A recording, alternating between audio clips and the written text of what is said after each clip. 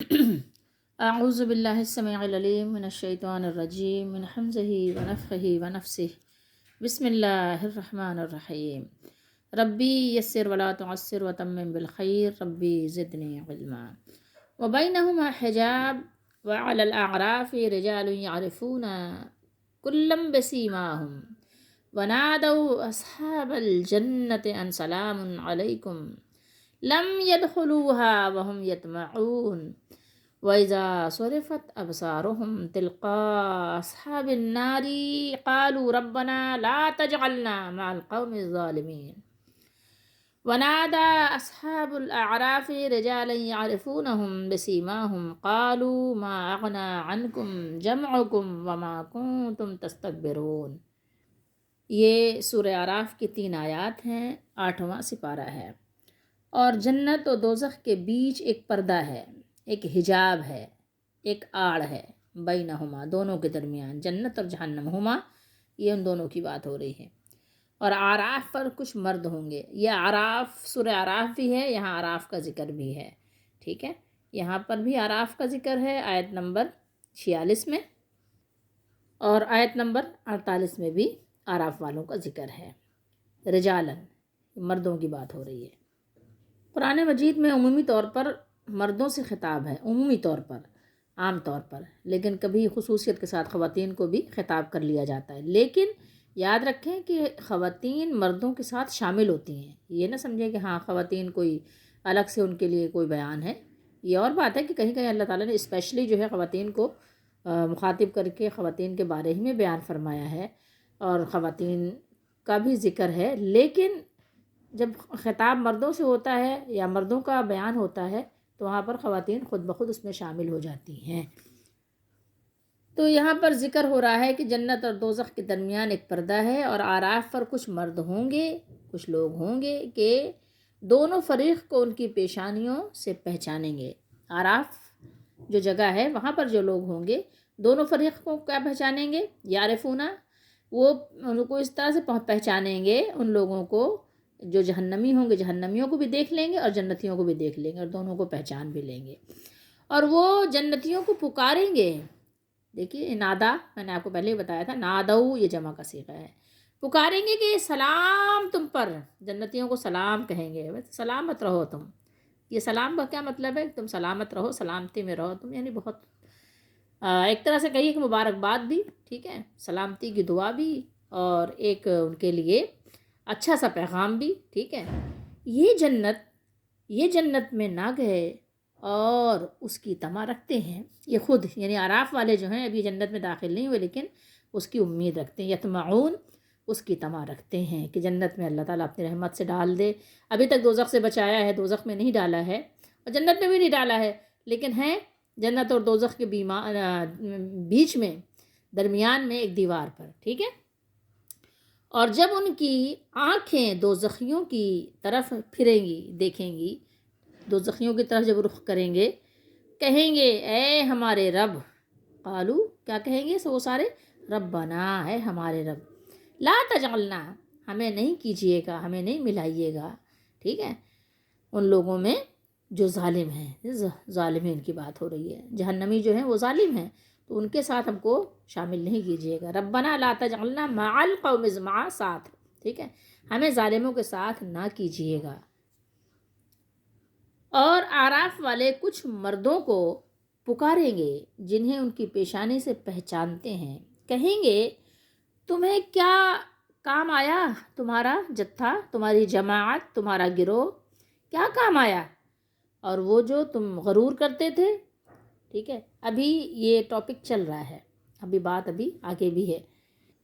سورہ حدید میں اللہ تعالیٰ نے ارشاد فرمایا فَضُرِبَ بَيْنَهُمْ بِالسُّورِ، فرمایا کہ جنتیوں اور جہنمیوں کے درمیان ایک دیوار بنا دی جائے گی جس کے اندر کی طرف اللہ کی رحمت ہوگی اور باہر کی طرف عذاب ہوگا۔ وعلی الاعراف، اعراف یہ ہے اعراف، حمزہ عین زبر را الف زبر را فا زیر فی، اعرافی، تو یہ ہے عرفن کی جمع۔ اعراف کیا ہے؟ عرفن کی جمع ہے، اور لغت میں عرفہ یعرف معرفتاً، پہچاننے کو کہتے ہیں۔ اور عرفن کسے کہتے ہیں؟ عرفن بلند جگہ کو کہتے ہیں، بلند جگہ جو اونچی جگہ ہو اس کو کیا کہتے ہیں؟ عرفن. یہ عرفن سے ہے، کیونکہ جو جگہ آپ کو معلوم ہے اونچی ہو، بلند ہو، یا یہ کہ جو جگہ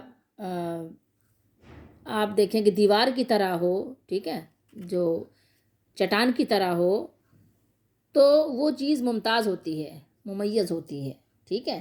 اور پھر ممتاز ہونے کی وجہ سے آسانی سے آپ پہچان سکتے ہیں، وہ پہچانی بھی جاتی ہے، ٹھیک ہے. اسی طریقے سے عربی میں جو مرغے ہوتے ہیں نا، مرغوں کی آپ نے دیکھا ہوگا نا اونچی اونچی سر کے اوپر، جس کو تاج بھی لوگ کہہ دیتے ہیں اردو میں، تو اس کو یعنی کلغی مرغے کی جو کلغی.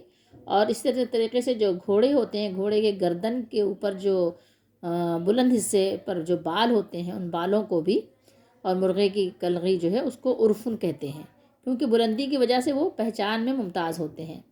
لہٰذا اکثر مفسرین نے الاعراف سے مراد جنتیوں اور جہنمیوں کے درمیان دیوار کی بلندیاں مراد لی ہیں، جہاں ٹھہرنے والوں کو ایک طرف جنتی اور دوسری طرف جہنمی نظر آئیں گے، ٹھیک ہے. تو اکثر مفسرین کا یہی یعنی قول ہے، اور آپ کو قرآن مجید کی آیات سے صاف سمجھ میں بھی آ رہا ہے، جو آپ سمجھ بھی سکتے ہیں. پچھلی آیات سے اس آیت اور ان آیات کا کیا ربط ہے، یہ آپ کو معلوم ہے کہ ہم پیچھے پڑھ چکے ہیں کہ جنتی جہنمیوں کو پکار کر کہیں گے کہ ہمارے رب نے جو ہم سے وعدہ کیا تھا وہ تو ہمیں مل گیا، کیا تمہارا ساتھ جو وعدہ تھا رب تعالیٰ کا وہ بھی مل گیا تم کو؟ تو یہاں پر آراف اور اصحاب آراف، جب اللہ تعالیٰ نے یہاں بیان کیا کہ اہل جنت کے دوزخیوں کو مخاطب کریں گے، اہل جنت دوزخیوں کو مخاطب کر کے اور ان سے جو کچھ مکالمہ کریں گے ان کا یہاں اللہ تعالیٰ نے ذکر فرمایا. تو اب یہاں پر اس بات کی طرف بھی ہماری توجہ دلائی ہے کہ جنت اور جہنم کے درمیان ایک پردہ حائل ہے، ایک ایسی دیوار ہے جس کی وجہ سے دوزخی جنت تک نہیں پہنچ سکیں گے. یہ مطلب گمان بھی نہیں کیا جا سکتا کہ دوزخی جنت میں داخلے کا کوئی کسی قسم کا یعنی وہ گمان بھی کر سکیں، وہ داخل نہیں ہو سکیں گے. ایک ایسی دیوار ہے، ایک ایسا پردہ ہے، ایک ایسی رکاوٹ حائل ہے کہ کچھ بھی بات چیت کر لیں، دیکھ لیں، ان کی نعمتوں کو دیکھ کر اور ملول ہو جائیں اور غمزدہ ہو جائیں، ملال کریں، لیکن جنت میں جا نہیں سکیں گے. یہ بات قابل غور ہے. ہمیں اور آپ کو کتنا اپنا بچاؤ کرنا ہے، کتنی یہاں پر ان آیات کو پڑھ کے دعا مانگنی ہے کہ اللہ تعالیٰ ہم سب کو جہنم سے بچائے، اللہ تعالیٰ ہم سب کو جنت میں جانے کے تمام طریقے سکھا دے اور تمام کام آسان کر دے کہ ہم جنت میں آسانی سے اللہ کی رحمت کے ساتھ داخل ہو سکیں. ممکن ہے کہ آپ سننے والوں کے ذہن میں یہ بات آتی ہو کہ میں کچھ زیادہ ڈیٹیل سے، زیادہ تفصیل سے قرآن مجید کی آیات کو بتاتی ہوں، اس میں ٹائم بھی کافی لگ جاتا ہے. لیکن بات یہ ہے کہ سمجھنے کے لیے، کیونکہ ظاہر لازمی بات ہے کہ یہ کوئی انسان کا کلام تو نہیں ہے، اور دوسری بات یہ ہے کہ ہم عجمی بھی ہیں، تو اس کو سمجھنے کے لیے ہمیں تھوڑا سا وقت تو دینا پڑے گا، تھوڑی سی تو اس کی وضاحت ہمارے لیے لازمی طور پر چاہیے ہوتی ہے. ورنہ عمومی طور پر آپ سنیں گے لوگ کہیں گے سمجھ میں نہیں آتا، ان سے کہو ترجمہ پڑھا کر کہتے ہیں سمجھ نہیں آتا. تو اس لیے یہ کہ تھوڑی سی وضاحت اس کی آج تھوڑا سا وقت نکالیں گے اس کے لیے تو کل بہت اس کا فائدہ ہوگا. جیسے ہوتا ہے نا، آپ سال بھر آپ خریداری کرتے ہیں عمومی طور پر، تو پھر جا کے شادی کا فنکشن آپ کو بہت، آپ کے نظر میں بہت اچھا ہو جاتا ہے، بہت اچھا ہوا، اللہ کا کرم ہو گیا، اللہ کا فضل ہو گیا، اللہ کی رحمت ہو گئی، بہت اچھے سے ہمارے یہاں یہ تقریب ہو گئی، ہمارا فنکشن ہو گیا. تو اسی طریقے سے آج یہ تھوڑا سا اگر آپ وقت نکالیں گے، تھوڑی سی محنت کریں گے، تھوڑا سا قرآن مجید کے لیے وقت دیں گے، تو انشاءاللہ کل کا جو محشر کا دن ہوگا وہ بہت اچھا سا آپ کے ساتھ معاملہ پیش آئے گا اور بہت اچھا دن گزر جائے گا. اللہ کی رحمت واقعی ہوگی اور اللہ تعالیٰ کا فضل، اس کا کرم واقعی ہوگا. اللہ تعالیٰ ہم سب کو سمجھنے کی توفیق دے کہ ہم حقیقی کامیابی کو سمجھیں اور یہ سطحی اور عارضی کامیابی کی طرف اتنی زیادہ توجہ نہ دیں، کیونکہ یہ تو گزر جانے والی چیز ہے. یہ تو اتنا زیادہ یعنی غیر اعتبار ہے کہ اس کا آج بھی یقینی نہیں ہے. یہ اور بات ہے کہ مل جائے تو 100 سال بھی آپ کے پاس ہیں، لیکن نہ ملے تو آج بھی یقینی نہیں. کتنے لوگ آج صبح زندہ رہے ہوں گے لیکن اس وقت وہ موت کے گھاٹ اتر چکے ہوں گے، کتنے لوگ کل زندہ رہے ہوں گے، آج وہ اپنی قبروں میں جا چکے ہوں گے۔ تو ظاہر ہے انسان کو اگر پتہ چل جائے کہ اتنی قریب ہے ہماری موت، تو دنیا کے سارے مشاغل کو چھوڑ کر اپنے آخرت کی یقیناً کچھ نہ کچھ فکر کرنے کی تو کوشش کرے گا، جب اس کو یہ پتہ چل ہی جائے گا کہ اب بچنے کی کوئی صورت نہیں ہے۔ تو بہرحال اس لیے میں تھوڑی سی آپ لوگوں کو تفصیل بتاتی ہوں اور زحمت دیتی ہوں، اگر آپ سنیں گے تو فائدہ آپ کا بھی ہے اور ہمارا تو ہے ہی خیر، انشاءاللہ اللہ کی رحمت سے ہمارا فائدہ اپنی وجہ سے کچھ بھی نہیں ہے، اللہ کی رحمت سے ہے کہ ہمیں بھی اللہ تعالیٰ انشاءاللہ اس سے نفع اور فائدہ دیں گے۔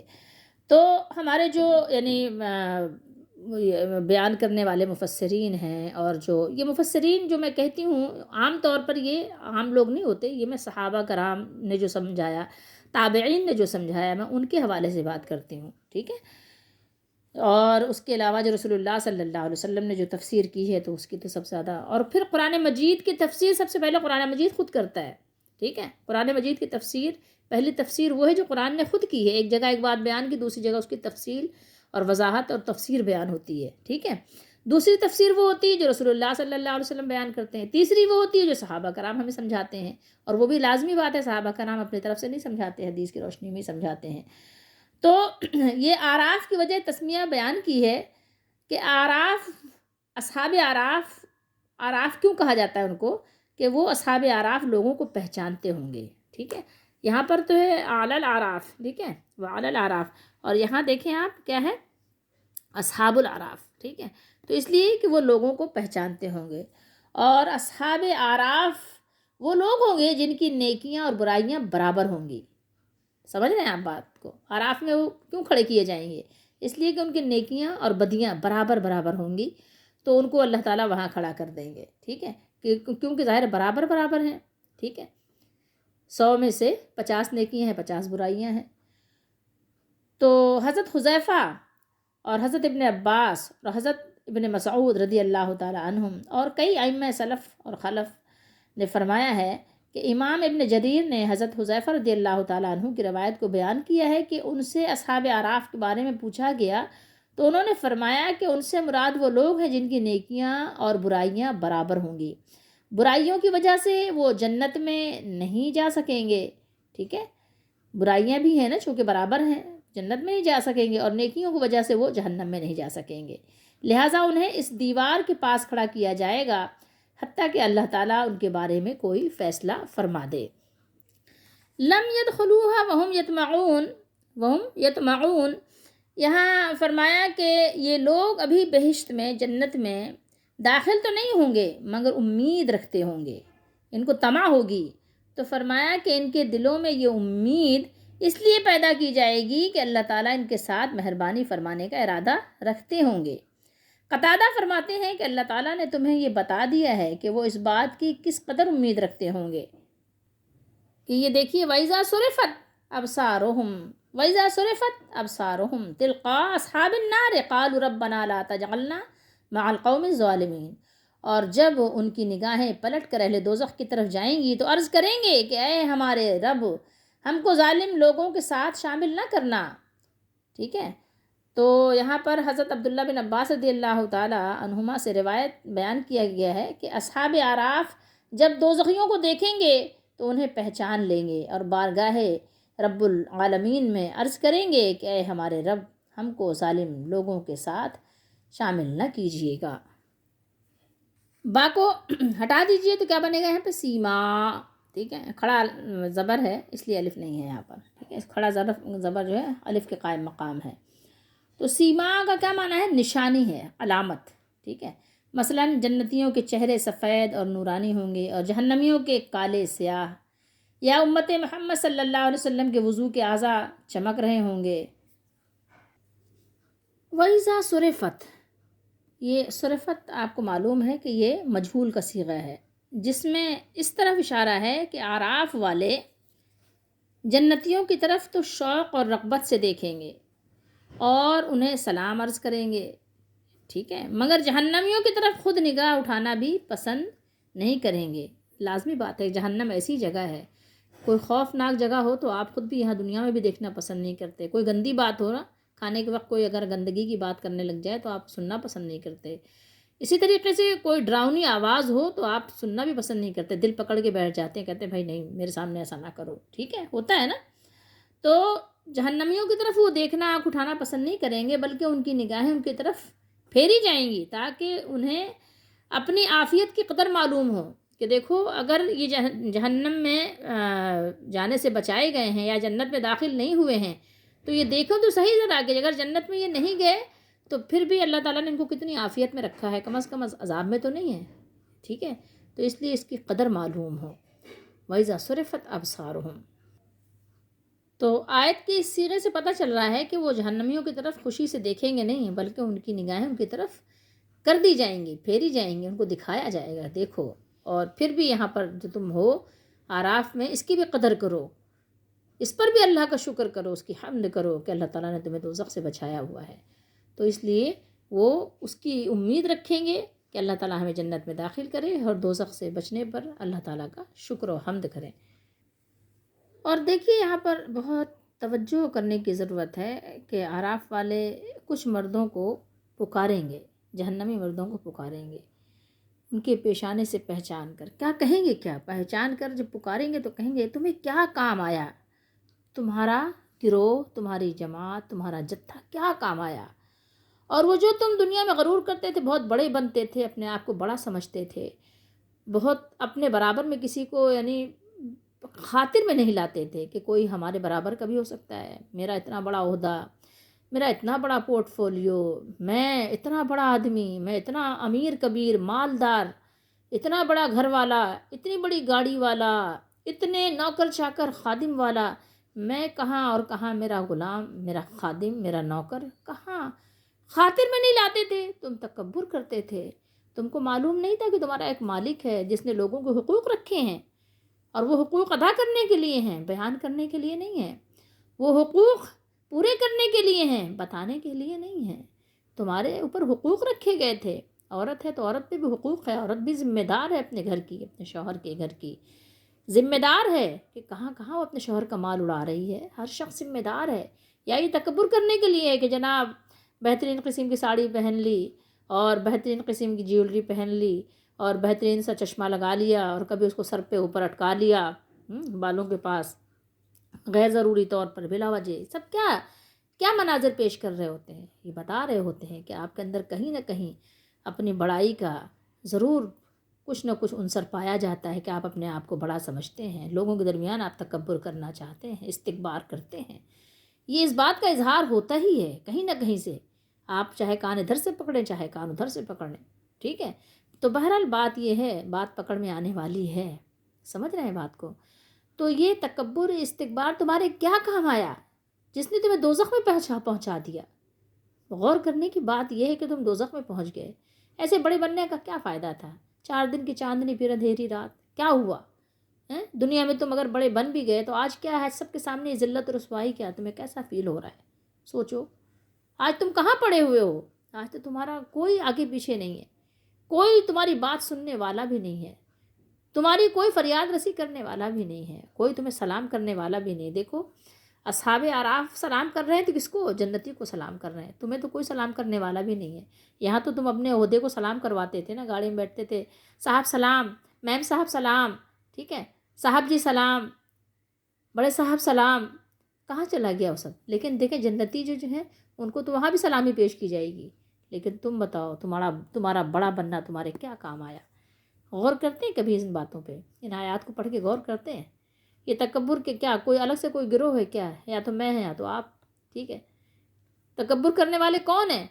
ہمیں انسانوں میں سے تو ہیں۔ یہ قرآن کس سے خطاب کر رہا ہے؟ مجھ سے اور آپ سے تو کر رہا ہے، میں اور آپ تو اس کے مخاطب ہیں، تو مجھے اور آپ کو تو سمجھنا ہے، کس کو سمجھنا ہے؟ بکری بکروں کو تو نہیں سمجھنا ہے نا، مجھے اور آپ کو سمجھنا ہے نا، جانوروں کے لیے تھوڑی ہے یہ، میرے اور آپ کے لیے ہے۔ کبھی کبھی بہت سے لوگ ایسے ہوتے ہیں اپنی خوبصورتی پر ان کو بہت ناز ہوتا ہے، اپنے ڈیل ڈول پر بڑا ناز ہوتا ہے، جم جوائن کی ہوتی ہے، بڑے اسمارٹ ہوتے ہیں، اسمارٹنس پہ بڑا ناز ہوتا ہے۔ کس بات کا ناز ہے؟ آپ کے جسم پر کوئی آپ کا اختیار ہے؟ ایسی بیماری لگ جاتی ہے، سارے ناز نخرے آپ کے دھرے رہ جاتے ہیں، بستر پہ لگ جاتے ہیں۔ سوچا کریں نا ان باتوں کو، کون سوچے گا اگر آپ نہیں سوچیں گے تو؟ اگر کوئی کالا ہے تو پھر آپ اس کے کالا ہونے پہ کیوں آپ اس کو جو ہے آر دلا رہے ہیں؟ کیوں آپ اس کو جو ہے احساس کمتری کا شکار کرنا چاہ رہے ہیں؟ وہ خود تو نہیں بنا نا، آپ بھی خود نہیں بنے۔ آپ کی خوبصورتی بھی بنانے والا چاہے تو ایک لمحے میں ملیا میٹ کر دے، مسمار کر دے، ایسا کر دے کہ کوئی آپ کو دیکھے بھی نہیں. تو کس بات پہ آپ کا ناز و انداز ہے؟ کس بات پر آپ اپنے چھوٹوں کو آپ اتنا مطلب حقیر سمجھتے ہیں؟ کیوں؟ کس بات پر آپ تکبر استکبار کرتے ہیں؟ سوچئے تھوڑی دیر کے لیے. کیا کام آئے گا وہاں پر جب جہنم میں آپ کو لوگ اس طرح کی آواز لگائیں گے، کہیں گے کیا کام آیا ہے جو تم نے اتنی بڑی جماعت بنا رکھی تھی، دنیا میں لوگوں سے سلام کرواتے تھے، لوگوں کو ڈرا کر رکھا ہوا تھا کہ اگر تم نے جو ہے ظاہر ہے مجھے سلام نہ کیا، مجھے عزت نہ دی، مجھے پروٹوکول نہیں دیا، تو تمہارا نا بیڑا غرق کر دیں گے، تہس نہس کر دیں گے، قید خانے میں ڈلوا دیں گے، حوالات میں بند کروا دیں گے، پولیس کا جسمانی ریمانڈ کروا دیں گے. جو ہے جو تمہیں بتائیے یہ کیا ہے؟ جسمانی ریمانڈ کیا ہے یہ؟ اسلام میں تو کہیں بھی ایسا نہیں ہے کہ آپ کسی کو مار پیٹ کے کوئی بیان لیں. اسلام میں تو ہے ہی نہیں، اسلام کا تو ہے ہی نہیں یہ قانون نا. اسلامی نظام تو یہ ہے کہ گواہ ہونے چاہیے. اگر آپ نے کوئی جرم کیا ہے تو پراپر طریقے سے گواہ ہوں. اسلام میں اس طرح کا تو ہے ہی نہیں معاملہ کہ آپ کسی کو خواہ لے جا کے قید خانے میں بند کر دیں، ہے ہی نہیں. تو آپ مسلمان اپنے آپ کو کہلاتے ہیں؟ آپ مسلمان ہیں؟ آپ غور کیجئے، غور کیجئے گا، قرآن مجید پڑھ کے ایک دفعہ غور کیجئے گا. آپ یہ نہ سمجھیں کہ یہ آیات آپ نے اگر تلاوت کر بھی لیا، آپ نے حفظ کر بھی لیا تو آپ کو بچا لیں گے. کیسے بچا لیں گی؟ آپ نے تو اس کے الف بے کو جانا ہی نہیں کہ یہ بیان کیا کر رہا ہے. جس کو منع کیا تو وہی آپ نے اختیار کر لیا. تو آپ نے کیا جانا قرآن کو؟ کچھ بھی نہیں جانا. تو بہرحال ابھی بھی موقع غنیمت ہے. ابھی بھی ہمیں چاہیے کہ ہم توبہ کریں، توبہ استغفار کریں، استکبار سے اپنے آپ کو بچائیں، اپنے آپ کو جنت والوں میں داخل کریں. اہل اعراف جو ہیں وہ اس بلندی وار پر بیٹھے ہوئے جنتیوں کو بھی شاداں و فرحاں دیکھ رہے ہوں گے. اللہ کرے کہ اہل اعراف جن کو دیکھیں ان میں شاداں و فرحاں ہم بھی ہوں، اور وہ دوزخیوں کو بھی دیکھیں گے گریاں و بریاں ملاحظہ کر رہے ہوں گے. اللہ تعالیٰ سے دعا کریں کہ اللہ تعالیٰ ہم سب کو دوزخ والوں میں نہ کرے. تو جب اہل اعراف کی نگاہیں اہل جنت کی طرف اٹھیں گی تو انہیں اس کامیابی پر، ایسی کامیابی جس کے بعد کوئی ناکامی نہیں ہے، تو اس فوز مبین پر مبارکباد پیش کریں گے، اور مبارکباد پیش کرتے ہوئے سلامتی کی دعا دیں گے، سلامی پیش کریں گے. اور جب اہل جہنم کی طرف دیکھیں گے تو سراپا عجز و انکسار بن کر اپنے مالک کی بارگاہ میں دعا کریں گے کہ اے میرے مالک، ہمیں اس دکھ درد والے عذاب سے، عذاب علیم سے بچا لیجئے اور ہمیں ان عذاب والوں میں شامل نہ کیجئے. تو آپ بھی ابھی دعا کیجئے کہ اللہ تعالیٰ ہمیں اس وقت سے بچا لے. ابھی تو ہمارے پاس بہت سارا موقع ہے کہ ہم دعا کریں اپنے مولا سے.